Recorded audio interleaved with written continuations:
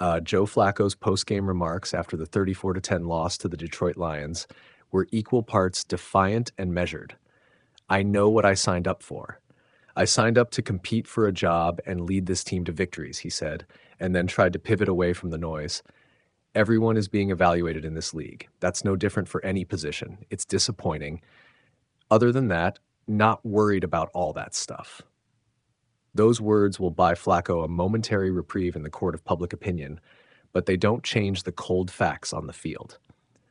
The Browns are averaging barely more than 2 touchdowns a game, turnovers have been a recurring problem, and the veteran quarterback's play has been an inconsistent and sometimes costly factor in Cleveland's sluggish offensive output. Flacco's performance Sunday was emblematic of the bigger breakdowns. 2 interceptions, a lost fumble, a handful of forced throws, and an offense that mustered only 249 yards. He owned the first interception as "on me," and that kind of blunt accountability is appropriate.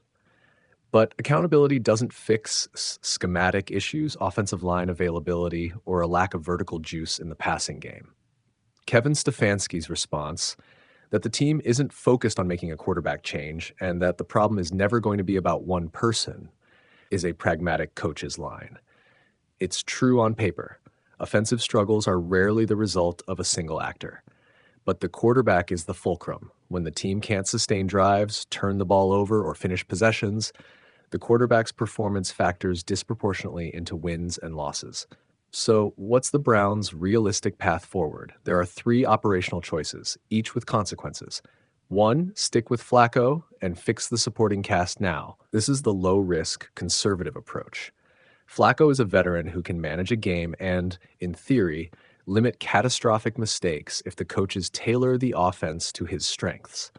That means simplifying the reads, scheming more high-percentage throws, leaning on the rushing attack and play action, and prioritizing quick-release concepts to protect him behind a beat-up offensive line. It also means the front office must decide whether to invest immediately, via trade or free agency, in offensive line help or complementary skill players to free Flacco up.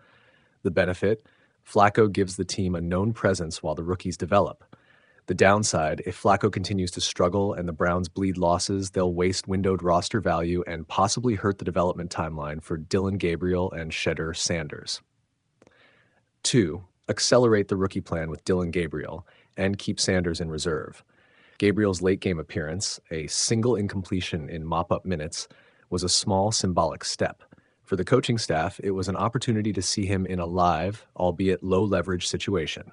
The Browns drafted Gabriel because they saw traits they liked: decisiveness, accuracy on rhythm throws, and mobility that can extend plays. If Cleveland gives Gabriel a structured ramp-up, scripted drives, 2-minute series, short yardage tempo packages, they can evaluate him in game conditions without surrendering the season. The immediate implication, the offense would reshape around Gabriel's strengths, likely increasing rollouts, RPOs, and quick developing concepts. The risk, exposing a rookie too early, can backfire, creating turnovers, eroding confidence, and producing public blowback. 3, create a competitive short-term bridge and long-term planning via the draft. If neither Flacco nor Gabriel produces consistent results, the Browns have to confront the possibility of targeting a franchise quarterback in the 2026 draft. Cleveland already holds 2 first-round picks next year, which materially changes their options. That approach would involve using the remainder of this season to audition Gabriel and Sanders under controlled conditions, gathering tape and clarity on whether a top pick is necessary. The advantage is strategic flexibility. You don't accelerate a rookie before he's ready, but you also don't cling to an option that's demonstrably underperforming. The downside is the immediate competitive damage a losing streak can do: morale, turnover of assistant coaches, and fan dissatisfaction. 3 practical steps the Browns should take this week. Clean the offense through design. Simplify protections and route concepts to give the QB quicker decisions and cleaner reads. If Flacco remains the starter, reduce vertical variance and emphasize timing throws, screens, and chiefs of concept shots that minimize negative plays. If Gabriel steps in, install packages that play to his mobility and decisiveness, but do it with a script so he isn't thrown to the wolves. Protect the quarterback. DeJuan Jones' recent injury and Flacco's sack totals underline the need for immediate OL attention. Whether through coaching, scheme, or personnel moves, the Browns must mitigate pressure. Short-term solutions could include max protect sets, more packaged rollouts, and quicker passing windows.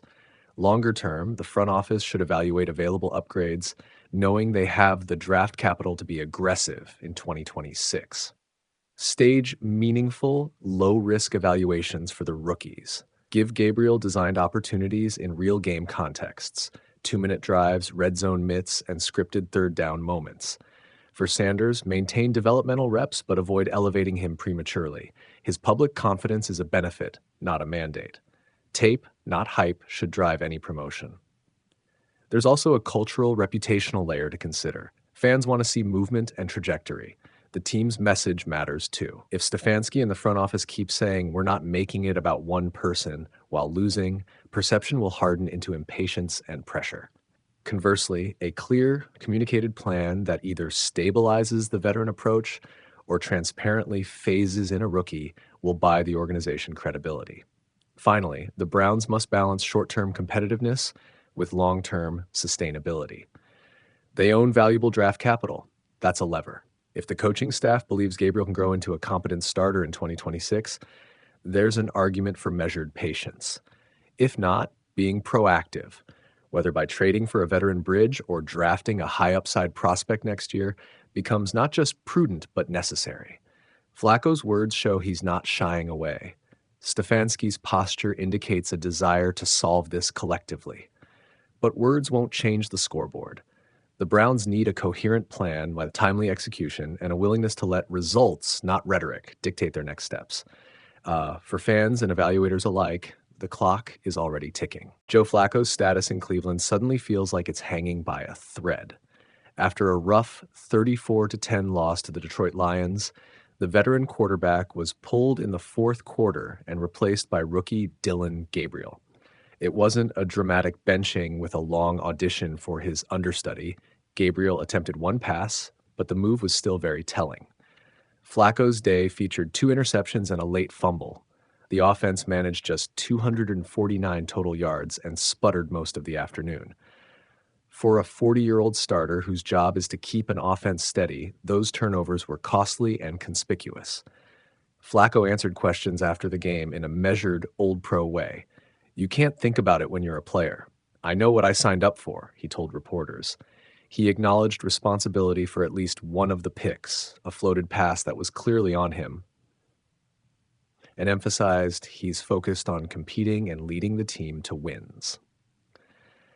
That is a fair and predictable response from a veteran, but it won't quiet the larger conversation. The Browns are averaging just 13.3 points per game, and their offense is one of the league's least productive.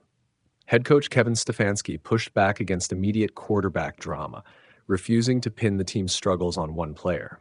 "It's never going to be about one person," he said, adding that the coaching staff will evaluate and that the offense as a whole must do better. That's reasonable. Offensive failures are rarely the result of a single play or single player. Still, the optics are bad. Flacco's stat line through 4 games, multiple interceptions, 2 lost fumbles, repeated stalled drives, makes it easy for fans and media to call for change. So what happens next? Dillon Gabriel is clearly in the mix. The third-round rookie has flashed when given limited opportunities this season, and the Browns aren't shying away from handing him late-game reps. Shedeur Sanders is also a storyline, loud, confident, and ready, per his own comments, though he's farther from the immediate rotation. For now, Gabriel is the first in line to receive a more extended look if Cleveland decides to pivot. There's also the longer-term angle. The Browns own 2 first-round picks in next year's draft, so the franchise can afford to be patient while exploring internal and external options. That said, continuing to play a veteran who struggles to move the offense risks wasting the season and stalling development for younger signal callers. If Flacco's turnovers and inconsistent play continue, the pressure on Stefanski and the front office to act, whether that means a switch to Gabriel, a trade, or targeting a rookie in 2026, will only grow. Bottom line, Flacco's post-game posture was confident and professional, but confidence and preparation Don't erase turnovers or a stagnant offense. The Browns have shown they won't immediately rush to a decision. Still, with public patience thinning and the offense underperforming, the next few games will be decisive for Flacco and for the Browns' plans at quarterback.